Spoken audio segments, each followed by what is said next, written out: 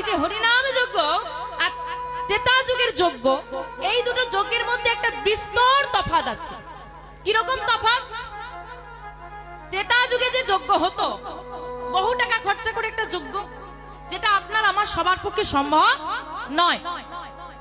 তারপর আপনার বাড়িতে ধরুন পুজো হচ্ছে, যজ্ঞ হচ্ছে, আমি অতিথি, আমাকে নিমন্ত্রণ করেছেন, আমি অতিথি গিয়েছি, যিনি যজ্ঞটা করাচ্ছেন তিনি উপকৃত হচ্ছেন, কারণ তিনি করাচ্ছেন।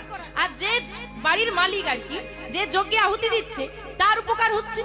কিন্তু আমি দর্শক মাত্র, আমার কোনো উপকার, আমার কোনো ভূমিকা, আমার কোনো উপকার হচ্ছে না।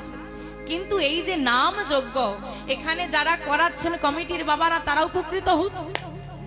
এই যে আমরা করছি, আমাদের উপকার হচ্ছে, এত মানুষ বসে শুনছে, প্রত্যেকে উপকৃত হচ্ছে। কিন্তু বাবা, এই যে নাম যজ্ঞটাই আজকে এখানে হচ্ছে, এই যজ্ঞের কথাই যদি ধরি, বাড়িতে সবাই এরকম একটা নাম যজ্ঞ করাতে পারবে? কি করাবে তো? আমাকে ডাকবে তো?